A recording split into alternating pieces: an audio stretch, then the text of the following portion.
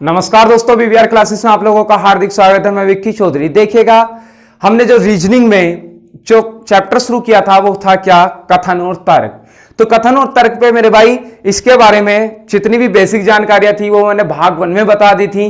अब क्या भाग 2 है, जिससे क्या हमें क्या करना है, इसमें जितने भी प्रकार के क्वेश्चन है भाई मैंने सभी प्रकार के इसमें क्वेश्चन लिखने की कोशिश की है। हालांकि क्वेश्चनों की संख्या कम है, परंतु भाई एक एक क्वेश्चन में कम से कम आप 6-6, 7-7 क्वेश्चन बन सकते हैं। ये आप लोगों को खुद पता लग जाएगा, क्योंकि भाई जब भी कोई भी क्वेश्चन है उसके क्या तर्क या तो 2 होते हैं या 3 होते हैं या 4। लेकिन जैसे क्या क्वेश्चन नंबर 1 है भाई, इसमें मैंने कितने तर्क लिखे हैं, 10। और ये 10 तर्क लिखने का मतलब ये है कि आपके मन में जितने भी प्रकार के डाउट आते हैं, जहां जहां आप कंफ्यूज होते हैं कि बोले हाँ साहब, बोले ऐसा भी हो सकता था या ऐसा भी, तो भाई इस क्वेश्चन में, क्वेश्चन नंबर 1 में भाई वो सारी चीजें खत्म हो जाएंगी। और मैं पक्का कह सकता हूं आप लोगों से कि अगर आप लोग वीडियो को अंत तक देखेंगे और भाई समझेंगे तो भाई निश्चित रूप से जो कथन और तर्क में आप लोगों को दिक्कत होती थी वो हमेशा के लिए खत्म हो जाएगी। तो देखिए भाई, शुरू करते हैं कि कथन एक क्या कह रहा है कि क्या शादी जैसी प्रथा समाप्त कर देनी चाहिए। मतलब भाई उसने अपनी बात कही और बाद में कह रहा है कि क्या शादी जैसी प्रथा समाप्त कर देनी चाहिए। तर्क मैंने बताया था हाँ या नहीं में उत्तर देना होता है। अगर हाँ है तो उसके सामने की जो बात लिखी हुई है, जो तर्क लिखा हुआ है, उसे पढ़कर बोले हाँ भाई सही है बात या गलत है। या नहीं वाला है तो भाई उसके सामने की बात सही है या गलत है, उस पर डिपेंड करता है। तो भाई उसने कहा क्या शादी जैसी प्रथा को समाप्त कर देना चाहिए। तो भाई कुछ लोगों के मन में विचार आएगा कि हाँ, और कुछ के मन में आएगा नहीं। तो भाई जैसे कोई हाँ वाला है, जैसे क्या बोले हाँ, तो हाँ में कहा उसने कि अब दरारें जल्दी पड़ने लगी हैं। वो कह रहा है कि शादी जैसी प्रथा को बंद कर देना चाहिए कि हाँ अब दरारें जल्दी पड़ने लगी हैं। मैं मानता हूं कि बोले हाँ ये बात उसकी सही है, तर्क की सही है, उसने जो बात कही वो सही है कि बोले हाँ शादी में दरारें जल्दी पड़ने लगी हैं। लेकिन भाई क्या हर एक प्रत्येक व्यक्ति है तो जब जिसकी शादी होती है क्या उसमें दरारें ही पड़ती हैं? ऐसा तो नहीं है। और जब ऐसा नहीं है तो भाई क्या सीधी सी बात, जहां भी एक भी व्यक्ति उस चीज को नकार दे तो वो कथन क्या, वो तर्क क्या होगा भाई, गलत होता है। अगला है हाँ सभी को स्वतंत्र जीने का अधिकार है। तो भाई क्या शादी करके आदमी स्वतंत्र नहीं जी सकता? ये बात तो नहीं है। हाँ कुछ लोगों के विचार हो सकते हैं कि बोले हाँ शादी के बाद में हमारा जीवन बंद जाता है, लेकिन क्या ऐसा तो नहीं है कि बोले हाँ शादी के बाद भाई वो स्वतंत्र जीने का अधिकार ही उसका खत्म हो जाए। ऐसा तो नहीं कह सकते भाई। हो सकता है कि बोले हाँ वो और ज्यादा स्वतंत्रता से जी सके, ठीक है। तो भाई ये बात भी क्या है, गलत है कि हाँ सभी को स्वतंत्र जीने का अधिकार है। भाई गलत बात है, क्योंकि क्या भाई जीने का अधिकार तो भाई शादी के बाद ही वो स्वतंत्र रूप से जी सकता है। ऐसा तो नहीं है कि भाई शादी के बाद में कोई स्वतंत्र ही ना जी रहा हो। देखिए अगला कह रहा है कि हाँ इससे ज्यादा खुशहाली आ जाएगी। भाई क्या जब शादी ऐसी प्रथा बंद हो जाएगी तो उससे खुशहाली आ जाएगी? भाई अगर जो शादी करके को दुखी है, भाई दुखी है, अगर ऐसा होता तो भाई शादी ऐसी प्रथा चालू होती क्या? कभी नहीं होती। तो भाई ऐसे इसलिए कहा उसने कि हाँ इससे ज्यादा खुशहाली आएगी। भाई ऐसा नहीं है, भाई ऐसा भी है, शादी से भी खुशहाली आती है। तो इसका मतलब भाई तर्क तीसरा भी क्या होगा, गलत होगा। भाई मैं उम्मीद करता हूं इतनी बात आप लोगों को अभी तक अच्छे से समझ में आ रही होगी। अगला देखते हैं 4। कह रहा है कि हाँ शादी से सिर्फ पुरुष ही खुश रहते हैं। अब ये कोई बात हो गई कि केवल पुरुष ही खुश होंगे? भाई स्त्रियां खुश ना होती? ठीक है, कोई जीवन तो क्या है, शादी के 2 पहलू हैं भाई, पुरुष और स्त्री। भाई एक ही खुश होगा? कोई जरूरी है कि बोले हाँ भाई पुरुष खुश होगा? भाई स्त्रियां भी खुश रहती हैं। तो भाई ये बात भी इसकी गलत नहीं है। भाई मजबूत तथ्य नहीं दे रहा अभी तक। अगला दिया उसने कि हाँ इससे महिलाओं का शोषण होता है। अब भाई इसमें कौन सा शोषण हो रहा है? शादी करने से क्या, जब शादी होती है तो भाई क्या महिलाओं का शोषण होता है? बात गलत है भाई, ये तो निहायत ही गलत बोल रहा कतई। देखे 6 देखें, वो कह रहा है कि नहीं यह समाज के अस्तित्व के लिए जरूरी है। मतलब उसने बात कही क्या शादी जैसी प्रथा समाप्त कर देनी चाहिए? उसने कही नहीं, यह समाज के अस्तित्व के लिए जरूरी है। बिल्कुल सही बात है, क्योंकि अगर शादी जैसी प्रथा खत्म हो जाएगी तो भाई समाज का कोई महत्व या समाज की कोई वैल्यू नहीं रहेगी। ना तो उसमें कोई चाचा, ना ताऊ, ना मामा, इस तरीके के सारे यानी कि क्या रिश्ते भी खत्म हो जाएंगे। ये बात यानी कि तर्क हमारा 6 बिल्कुल सही है। ठीक, अगला देखिए 7वां, नहीं ऐसा करने से जनसंख्या बढ़नी बिल्कुल बंद हो जाएगी। भाई ये बात सही है क्या? कि बोले हाँ भाई जब शादी प्रथा बंद हो जाएगी तो क्या इससे जनसंख्या बंद हो जाएगी? भाई जरूरी तो नहीं है, हो सका है भाई, क्या पता ज्यादा हो जाए और शुरू, ठीक है, फिर तो किसी को दिक्कत ही ना होगी, ठीक है, आप समझ सकते हैं खुद ही। आगे देखें अगला, नहीं पारिवारिक सुख का अंत हो जाएगा। भाई बिल्कुल बात सही कह रहा, नहीं अगर शादी ऐसी प्रथा बंद हो गई तो वो कह रहा है कि समाप्त कर देनी चाहिए, तो कह रहा है नहीं, इससे पारिवारिक सुख का अंत हो जाएगा, बिल्कुल अंत हो जाएगा। ना तो भाई कोई किसी का, ना तो ये कहेगा कि बोले ये मेरे पापा हैं, ये मेरी मम्मी है, ये मेरा भाई है, ये मेरा पुत्र है, या ये मेरी पुत्री है। जब भाई ये सब कुछ खत्म हो जाएगा तो होने के बाद भाई पारिवारिक जो सुख होता है तो भाई वो किसे कहेगा, कौन कहेगा, पता ही नहीं चलने का कौन किसका है, कैसे हैं। तो भाई इसका मतलब ये बात क्या है, 8वां तर्क हमारा सही है। 9वां देखें, नहीं रक्त संबंधी रिश्ते खत्म हो जाएंगे। बिल्कुल सही बात है, रक्त संबंधी रिश्ते वो होते हैं जैसे कि ताऊ चाचा नाना नानी भाई बहन इस तरीके के। भाई जब ये बंद हो जाएगी शादी ऐसी प्रथा तो भाई ये भी क्या यानी कि खत्म हो जाएंगे। ये बात भी बिल्कुल सही है। अगला कहा, हाँ जनसंख्या नियंत्रण का अच्छा उपाय है। भाई क्या शादी प्रथा रोक दे तो जनसंख्या नियंत्रण हो जाएगी? अरे भाई क्या पता भाई और ज्यादा बढ़ जा, को जरूरी थोड़ी है कि बोले हाँ भाई शादी बंद हो जाएंगी तो जनसंख्या बढ़नी बंद हो जाएगी। भाई इसका कोई उपाय नहीं है, सरकार के पास बहुत सारे उपाय हैं। तो ये थोड़ी उपाय है कि बोले हाँ शादी ऐसी प्रथा बंद कर दे तो बोले हाँ जनसंख्या नियंत्रण हो जाएगा, जरूरी थोड़ी ना है, बहुत सारे उपाय है। क्या सरकार इसे ही सोचेगी बस? तो भाई इसलिए ये गलत है। तो भाई इतने में से आपका कौन कौन सा सही निकला? एक तो तर्क नंबर 6 और तर्क 8 और एक तर्क 9, और बाकी सभी के सभी क्या हैं? गलत हैं। भाई क्वेश्चन बड़ा करके लिखा यानी कि तर्क अधिक से अधिक दिए, तो मैं मानता हूं कि आपके मन में जितने भी डाउट होंगे, जितने प्रकार के क्वेश्चन बन रहे होंगे, वो सारे के सारे इस क्वेश्चन के माध्यम से भाई क्या हो गए होंगे? खत्म हो गए होंगे, यानी कि वो सारे के सारे डाउट आपके निकल गए। कथन क्वेश्चन नंबर 2 देखते हैं। क्वेश्चन नंबर 2 कह रहा है, क्या सरकार को सिगरेट पर भारी कर लगा देना चाहिए? और वो कह रहा है कि क्या सरकार को सिगरेट जो पीते हैं उस सिगरेट पर भारी कर यानी कि बहुत ज्यादा टैक्स लगा देना चाहिए। अब भाई इतनी बात से भाई टैक्स लगेगा तो उसके रेट बढ़ेंगे, और रेट बढ़ेंगे तो देखिए अब भाई तर्क क्या कहना चाह रहा है कि हाँ, वो कह रहा है क्या सरकार को सिगरेट पर भारी कर लगा देना चाहिए? भाई तर्क में कहा हाँ लगा देना चाहिए। धूम्रपान स्वास्थ्य के लिए हानिकारक है, बिल्कुल बात सही है। और उच्च करों से खरीदार हतोत्साहित होंगे। उसने कहा कि हाँ धूम्रपान स्वास्थ्य के लिए हानिकारक है और उच्च करों से खरीदार हतोत्साहित होंगे। हतोत्साहित मतलब क्या भाई? परेशान होंगे, और यानी कि कह सकते हैं कि भाई कहीं ना कहीं उनसे दूरी बनाना शुरू करेंगे। भाई बिल्कुल सही है, धूम्रपान स्वास्थ्य के लिए हानिकारक है, यहां तक बात सही है। और उच्च करों से खरीदार हतोत्साहित होंगे। अब भाई मान लिया किसी की औकात थी, ठीक है, आप बिल्कुल ऐसी समझे, ठीक है, किसी को भी पर्सनली नहीं कह सकते, लेकिन आप एक उदाहरण के तौर पे समझ सकते हैं। मान लिया कोई व्यक्ति से अगर जो सिगरेट पीता था, अब सिगरेट पी रहा है, मान लिया कोई 10 रुपए या 5 रुपए की सिगरेट मिलती थी, अब भाई उस पर कर लग गए और ज्यादा, वो मिलने लगी 50 रुपए की, ठीक है। अब वो 50 रुपए की, भाई उसकी औकात थी मात्र 10 रुपए तक की सिगरेट पीने की, अब वो सिगरेट कितने की हो गई? 50 की। तो वो बोला साहब अपने काबू की तो बात नहीं रही भाई, हम तो छोड़ देंगे। अच्छा छोड़ेगा तो भाई सीधी सी बात क्या? तो भाई इसका मतलब यानी कि उच्च करों से खरीदार हतोत्साहित होगा, बिल्कुल सही बात है। तो इसका मतलब यानी कि क्या? सिगरेट कम पी जाएगी, यानी कि धूम्रपान का सेवन बहुत कम होगा। और वैसे भी लिखा हुआ होता है कि धूम्रपान स्वास्थ्य के लिए हानिकारक है, तो भाई वो तो चीज बिल्कुल ठीक है ही। तर्क दूसरा भाई मैंने इसका यहां लिख दिया है, ठीक है, इसके सामने ही। नहीं यह सरकार के लिए आय का स्रोत है। एक व्यक्ति ने कही कि बोले हाँ मान ले कोई सिगरेट पीने वाला ही था, ज्यादा बड़ा लड्डू था, वो कह रहा है क्या सरकार को सिगरेट पर भारी कर लगा देना चाहिए? तो वो कह रहा है नहीं, यह सरकार के लिए आय का स्रोत है। वो अपने लिए नहीं कह रहा, वो कह रहा सरकार के लिए आय का स्रोत है। अब क्या सरकार को सिर्फ सिगरेट से ही चल रही है? सरकार उसे वहीं से कमाई हो रही है और कोई रास्ता ना बचा। और सरकार ये चाहती है क्या किसी का बोले हाँ भाई स्वास्थ्य के साथ खिलवाड़ करके उसे वो पैसे कमावे या आय हो उसकी, ठीक है। तो भाई ये वाली बात बिल्कुल गलत है, उसकी बिल्कुल नकार देंगे, क्योंकि वो भाई अपने पर्सनली मामले में कह रहा है। और यहां क्या भाई सरकार को आय का स्रोत केवल सिगरेट ही रहेगी और कुछ बचा ही ना आएगा। देखिए आप क्वेश्चन नंबर 3 है भाई, बात समझ में आ रही होगी ना, इसमें कौन सा सही है, सिर्फ पहला सही है, दूसरा गलत है।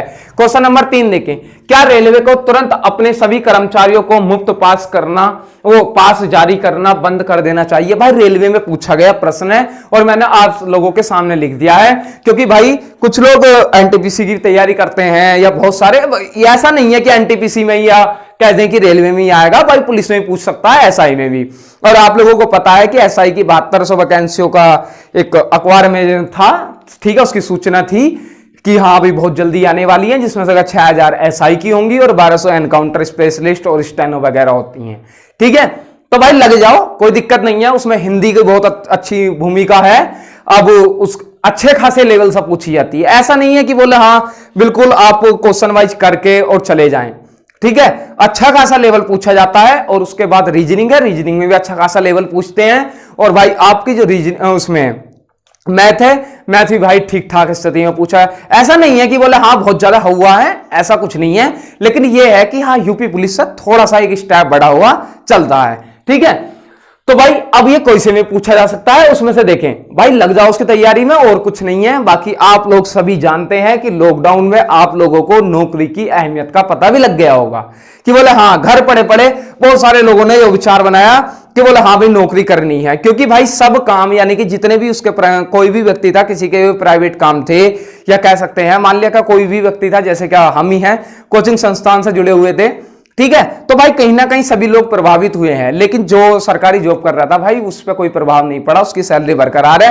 हालांकि उन लोगों को मेहनत ज्यादा करनी पड़ी, उसके लिए भाई वो सही है जो मेहनत करी, लेकिन भाई उनकी सैलरी बरकरार आई है। तो भाई अब क्या, अब कुछ लोग पता लॉकडाउन में अपनी नींद पूरी कर रहे हैं, तो भाई वो नींद पूरी करते रह जाएंगे, क्योंकि बहुत से व्यक्ति मैंने ऐसे देखे हैं, मैं उदाहरण भी दे सकता हूं, ठीक, कि बोले हाँ बिल्कुल उन्होंने भाई लॉकडाउन में भी ऐसा समझा है कि बोले हाँ वो उनके लिए अवसर बन गया है। या मोदी जी ने कही थी कि लॉकडाउन को बोले इसे क्या, कोरोना को अवसर समझे, तो भाई उन्होंने अवसर माना है कि बोले हाँ भाई हमारी तैयारी के लिए बहुत अच्छा समय आया है, तो भाई वो कर भी रहे हैं बहुत बेहतरीन तरीके से, ठीक है। तो भाई इसलिए आप लोग करते रहे, निरंतर पढ़ते रहे, कोई दिक्कत नहीं, जहां से भी आप लोगों को समझ में आता है, अगर भाई यहां से अगर जो आपको वीवीआर क्लासेस से समझ में आ रहा है यहां से पढ़ें, अन्यथा अगर जो कहीं और से समझ में आ रहा है कहीं और से पढ़ें। मेन मकसद है कि हाँ आप लोगों का पढ़ना, ठीक है, आप कहीं से भी पढ़ें, लेकिन आपको समझ आना चाहिए। ऐसा नहीं है कि बोले हाँ अब कुछ लोगों को भाई बात थोड़ी लंबी हो जाएगी, वीडियो थोड़ी लंबी हो जाएगी, लेकिन मैं बता दूं जब बात आई गई, देखिए कुछ लोग पता है क्या सोचते हैं कि बोले हाँ साहब बोले कहीं गए, बोले हाँ ऊंची दुकान पर चले गए। दो दुकानें होती हैं, एक तो भाई छोटी दुकान, और एक क्या भाई कोई मान लिया शोरूम या मॉल वगैरह है, ठीक है, उसमें चले गए। तो भाई वो शोरूम या मॉल में गया तो वो सीधी सी बात ये सोचता है कि बोले हाँ वहां चीज मुझे अच्छी ही मिलेगी, ठीक है। लेकिन कई बार ऐसा भी होता है कि बोले हाँ तुम्हारा जो यानी कि कैपेसिटी है या कैसे तुम्हारा लेवल जो है वो उसे मैच नहीं करता।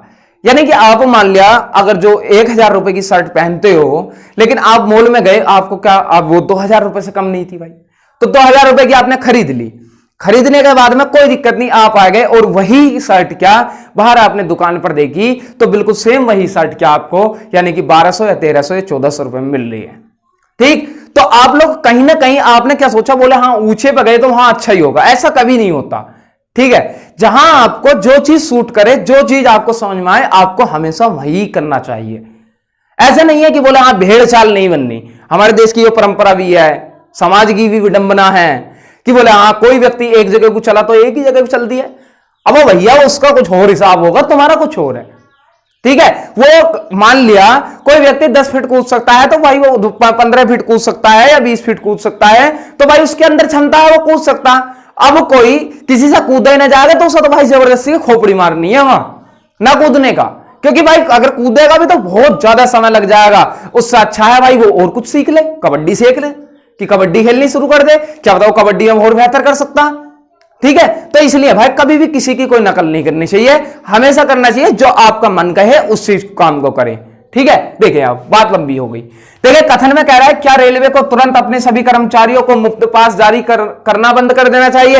यह बात कही कि रेलवे जो मुफ्त पास देता है कर्मचारियों को जो रेलवे में नौकरी करते हैं, अगर आपकी लगेगी तो भाई आपको भी क्या यानी कि जो यात्रा करते हैं रेल से तो वो भाई बिल्कुल फ्री होती है। बोले ये तो बहुत बढ़िया बात है। तो वो कह रहे हैं उस बात को कहना चाह रहे हैं क्या रेलवे को तुरंत अपने सभी कर्मचारियों को मुफ्त पास जारी करना बंद कर देना चाहिए। तो भाई तर्क में कहा कि बोले हाँ पहला तर्क कह रहा है हाँ, इससे रेलवे को बेहतर सुविधा देने में मदद मिलेगी। अब भैया अगर उसका पास बंद कर देंगे तो क्या रेलवे भाई बेहतर सुविधा देने में मदद मिल जाएगी? रेलवे को बेहतर सुविधाएं देने लगेगा? अब इसका टिकट का, पास का, इसका बेहतर सुविधा का कोई लेना देना कहीं से कहीं तक ना है भैया, गलत है बात। वो कह रहा है अगला नहीं, कर्मचारियों को मुफ्त यात्रा का अधिकार है। अब भैया वो कह रहा है नहीं कि कर्मचारियों को मुफ्त, कहीं लिखा हो या? अरे कहीं भी अगर तो मान लिया लिखा हुआ है, यानी कि कह सकते हैं कि प्रशासनिक तौर पे कहीं लिखा हुआ है कि बोले हाँ कर्मचारियों को मुफ्त यात्रा का अधिकार है, कहीं भी लिखा हुआ नहीं है। वो तो भाई उनकी श्रद्धा के अनुसार है कि बोले हाँ श्रद्धा है, बोले चलो तुम हम यानी कि आप इस डिपार्टमेंट में काम कर रहे हैं तो आपको जो है पास दे दिया जाता है, मुफ्त यात्रा कर सकते हैं, ठीक है। वो श्रद्धा मात्र है, लेकिन भाई अधिकार नहीं है। कोई जबरदस्ती कहने लगा बोले जी मैं तो रेलवे में हूं, मैं तो मुफ्ती करूंगा यात्रा, तो भाई ये जबरदस्ती न चलने की, अगर न चलने की तो इसका मतलब ये भी बात गलत है। अगला देखिए क्वेश्चन नंबर 4, जो कि कह रहा है कि सरकार को गेहूं के समर्थन मूल्य को अधिकाधिक बढ़ा देना चाहिए। यानी कि सरकार को गेहूं के समर्थन मूल्य को अधिकाधिक का मतलब जितना ज्यादा से ज्यादा हो सके भैया बढ़ा देना चाहिए, ठीक है ये बात। अब क्या कोई किसान है, देखिए यहां परीक्षा में बैठने के बाद होता क्या है, तो अब क्या कोई व्यक्ति किसान है, मान लिया भाई हम भी किसान हैं, ठीक है, आप में से बहुत सारे किसान हो सकते हैं।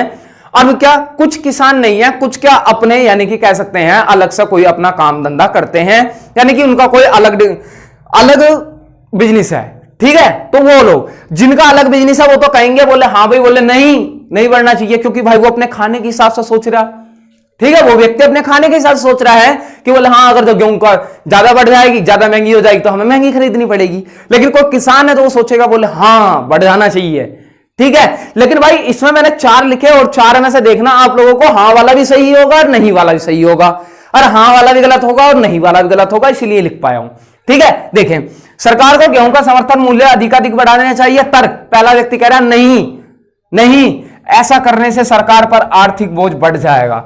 अब भैया एक बात बताइयो, ऐसा करने से सरकार पर आर्थिक बोझ बढ़ जाएगा। अब एक बात बताओ, अगर जो गेहूं का समर्थन मूल्य बढ़ जाएगा तो क्या सरकार पर बोझ बढ़ जाएगा? सिर्फ गेहूं का समर्थन मूल्य बढ़ने से सरकार पर बोझ बढ़ जाएगा? एक फसल और जो कि अनाज में है, अगर उसका समर्थन मूल्य मान ले 10 या 20 या 50 या 100 रुपए बढ़िया तो सरकार बिल्कुल डूब जाएगी, वो पैसा उसका बिल्कुल खत्म हो जाएगा क्या? गलत बात है, ऐसा नहीं है, क्योंकि भाई एक की बात कर रहा है, सिर्फ एक फसल की, ठीक है। सभी फसलों का कहता तो एक बार को बात मान लेते। अगला कहा नहीं, बहुत ज्यादा नहीं बढ़ना चाहिए वरना बाकी फसलें प्रभावित होंगी। यह बात आपको सही लग रही है? गलत। क्या उसने नहीं, बहुत ज्यादा नहीं बढ़ना चाहिए वरना बाकी फसलें भी प्रभावित होंगी। यह बात भाई मुझे तो सही लग रही है, क्योंकि भाई बहुत ज्यादा अगर तो गेहूं का समर्थन मूल्य बढ़ा दिया, मान लिया क्या अब गेहूं 940 रुपए है, शायद चलिए 920 रुपए है, इतना ही चल रहा है, वो 900 कह रहा हूं 1920 रुपए है। तो भाई अगर जो मान लिया गेहूं का रेट कर दिया 4000 कर दिया, अधिक बढ़ा दिया, मान लिया 4000 रुपए कुंटल कर दिया, तो भाई जो लोग धान बो रहे हैं यानी कि चावल उगा रहे हैं, तो क्या वो चावल उगाएंगे? जो लोग गन्ना बो रहे हैं क्या वो लोग गन्ना उगाएंगे? फिर बोएंगे? नहीं बोनेंगे। यानी कि ये बात सही है, अगर जो आप हिसाब से ज्यादा बढ़ा दोगे तो भाई बन रहा जो दूसरी फसलें हैं गेहूं से अलग जो अन्य फसलें हैं वो भाई बिल्कुल जरूर प्रभावित होंगी। ये बात क्या है? बिल्कुल सही है।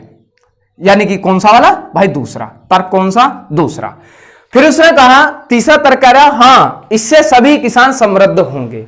यह बात सही लग रही है आपको? यानी गेहूं का समर्थन मूल्य बढ़ जाएगा तो हाँ इससे सभी किसान समृद्ध होंगे।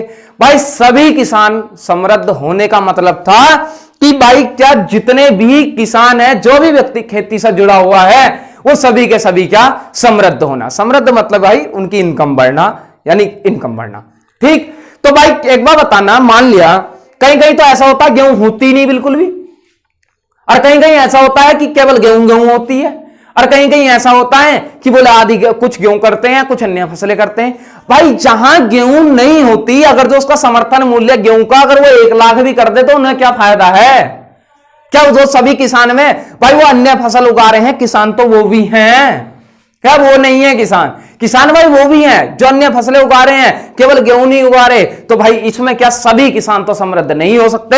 ये हाँ वाली बात क्या हो गई? गलत हो गई, ठीक। भाई यहां क्या, ये हाँ वाली बात गलत। अब चौथा देखें कि हाँ, ऐसा करने से हताश किसान फिर से गेहूं की खेती के लिए प्रोत्साहित होगा।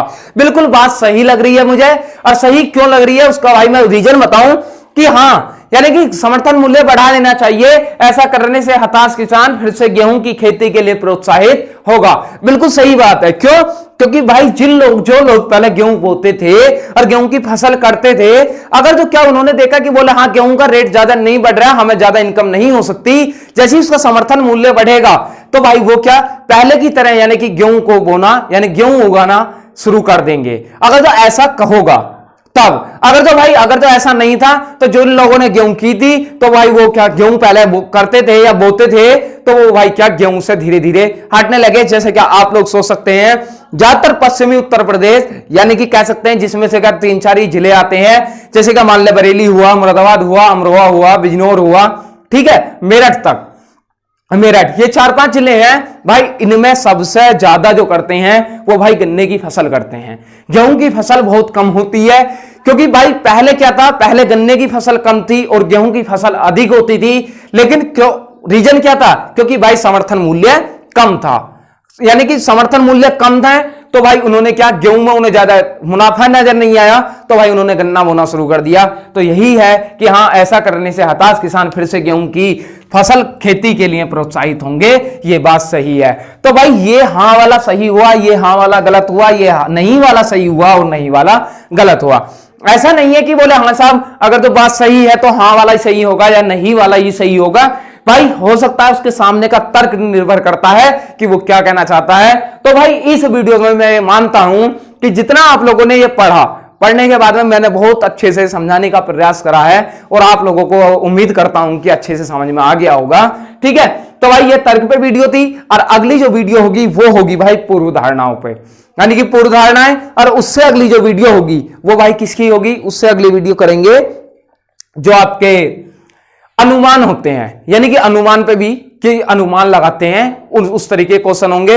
तो यानी कि इससे अलग भाई 2 वीडियो और बनेंगी। तो जो आपका कथन, निष्कर्ष, तर्क और पूर्व धारणाएं और क्या अनुमान, ये सारे के सारा चैप्टर कंप्लीट हो जाएगा। फिर उसके बाद में अगला और कुछ नया सोचेंगे भाई। ठीक है, आप लोगों को यानी कि इसकी पॉलिटी की वीडियो भाग नंबर 4 आपका यानी कि अपलोड हो चुका है, आप भाई उसे भी देख सकते हैं। ठीक है, और आपको मैथ की वीडियो और हिंदी की वीडियो भी शायद मैं शाम तक आप लोगों को मिलेगी। उसके लिए भाई थोड़ा सा इंतजार करें। ठीक है, और चैनल को सब्सक्राइब करते रहें और वीडियो को अधिक से अधिक शेयर करें और कमेंट बॉक्स में जरूर लिखा करें कैसी लगी वीडियो। ठीक है भाई, मिलते हैं नेक्स्ट क्लास में।